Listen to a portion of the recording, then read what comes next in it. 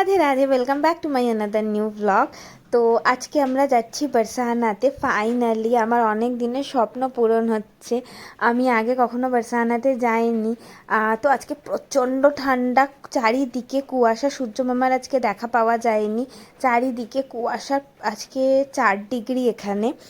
তো যাই হোক, চলো আজকে ব্লগটা স্টার্ট করি, দেখাচ্ছি তোমাদেরকে সারাদিনে কি করছি না করছি।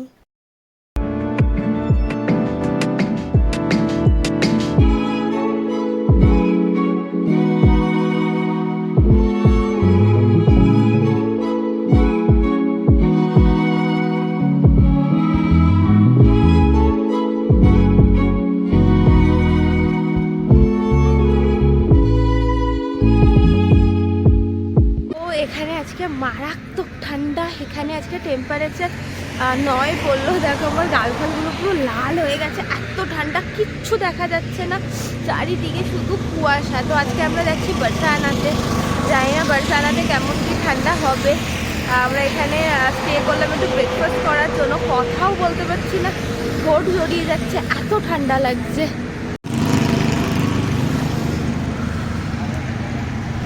তো এই আমাদের ব্রেকফাস্ট চলে এসছে। এখন মোটামুটি 11টা মতো বাজে, কিন্তু বোঝা যাচ্ছে না, মনে হচ্ছে যেন বাইরে 6টা সাড়ে 6টা বাজে, কিন্তু 11টা বাজে। আমাদের লেট হয়ে গেছে বেরাতে। তো এই হচ্ছে শ্রীকৃষ্ণের নগরী, যেখানে গোমাতারা এরকমভাবে ঘুরতে পারে। আমাদের ওখানে কোথায় এসব দেখা যায়? এসব দেখা যায় না। তো এখানে এলে না, এখানের এই গ্রাম্য পরিবেশ, এত সুন্দর নেচার, এসব দেখে না সত্যি বাড়ি যেতে ইচ্ছা করে না। মনে হয় যে এত ক্রাউড, এত নয়েজ, এইসব আর ভালো লাগে না। এই শান্ত পরিবেশটা এত আমাকে অ্যাট্রাক্ট করে। আমি জানি না, হয়তো যারা আরও গেছো তাদেরও সেম কন্ডিশন আমার মতো, আমি জানি না, বাট আমাকে এই পরিবেশটা প্রচণ্ড পরিমাণে অ্যাট্রাক্ট করে। আমার প্রত্যেকবার মনে হয় আমি এখান থেকে বাড়ি ফিরবো না, আমাকে এখানেই রেখে দাও। আমি কানাকে প্রত্যেকবার বলি, প্লিজ আমাকে এখানেই রেখে দে। তো এই যে চলে এসেছি আমরা বারসাহানাতে। তো এটাই হলো এন্ট্রান্স। গাড়িটা একটু দূরে রাখে, গাড়িটা পুরোপুরি ঢুকতে দেয় না ভেতরে।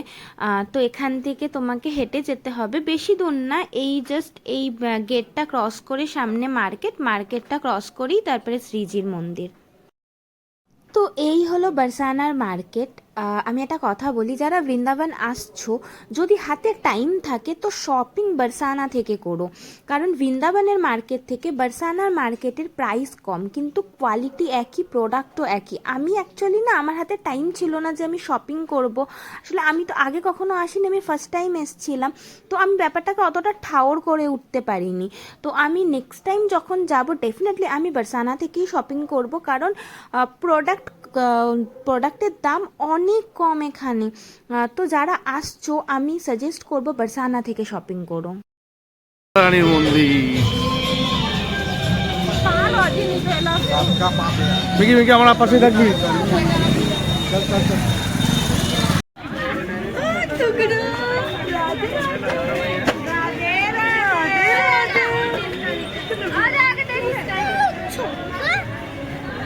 আমরা কোথায় যাবো বলতো?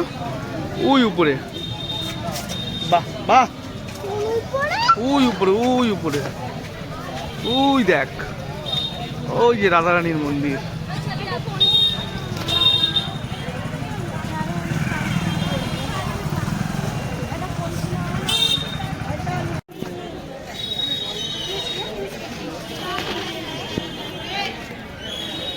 দিবে এদিকে দেখাও না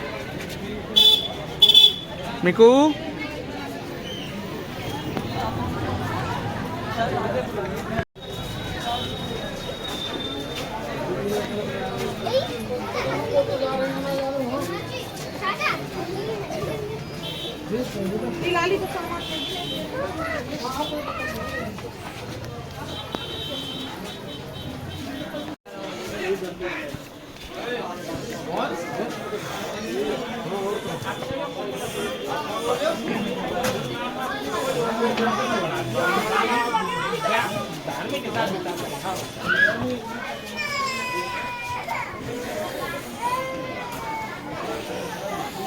চলো।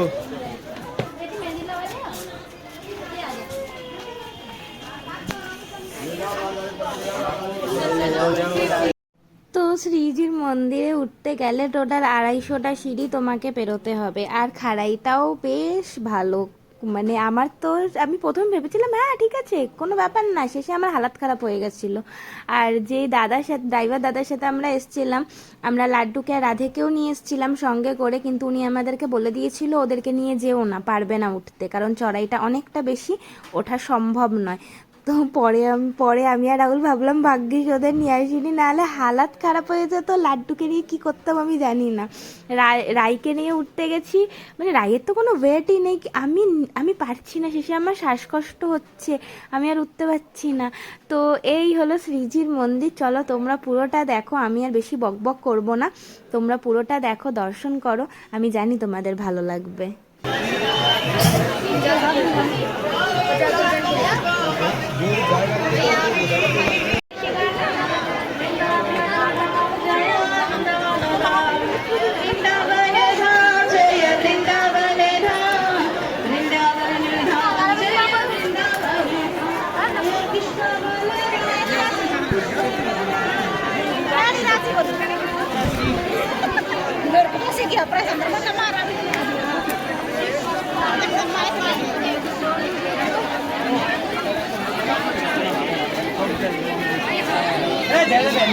চলো বাবা, চলো।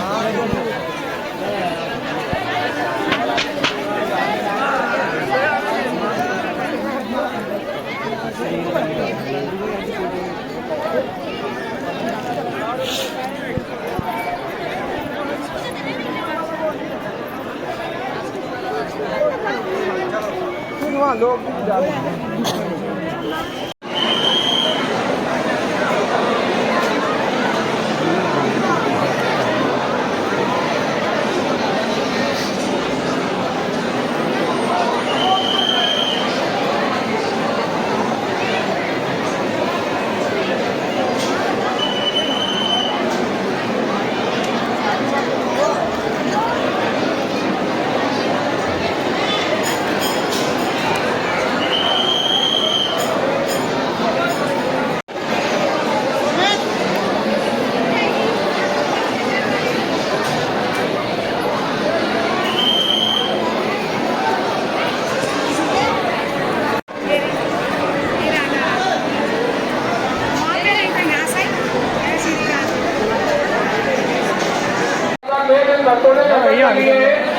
वो भैया निकालते हैं, बाहर निकलते नहीं आते, ध्यान रखे नहीं आते तो बंदे पास आते।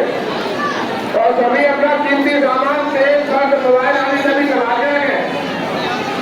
सभी भक्तों से हमारा लेगा नहीं, सभी माता बहनों से भाइयों से दर्शन करते समय सभी अपना कीमती सामान से शर्ट मोबाइल आदि सभी संभाल के रखें।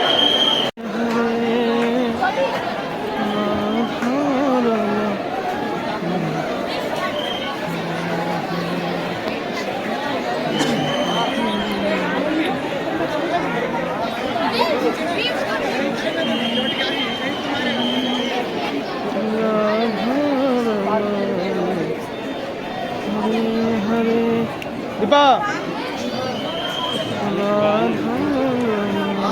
ওইখানে দেখো, ওইটা কি, ওই মেহেলটা কি কানা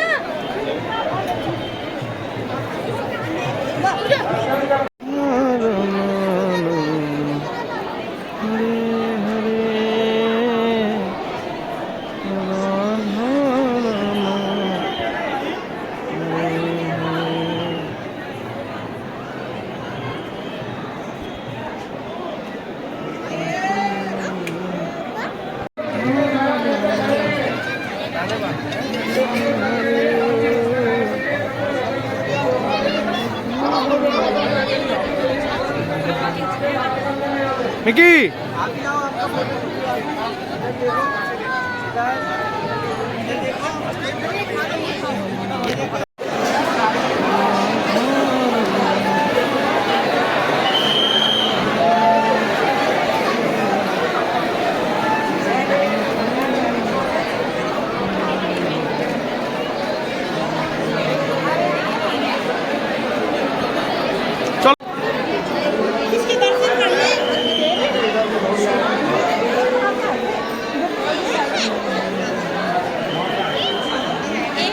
দেখো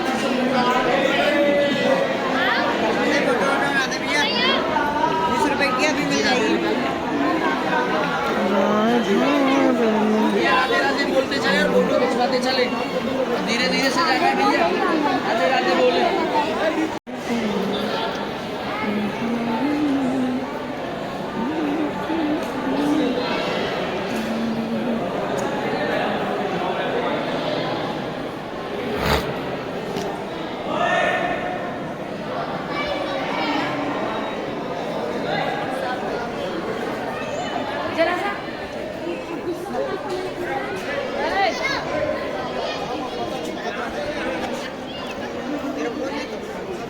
गोवर्धन पर्वत भी बोले श्री राधा राधा।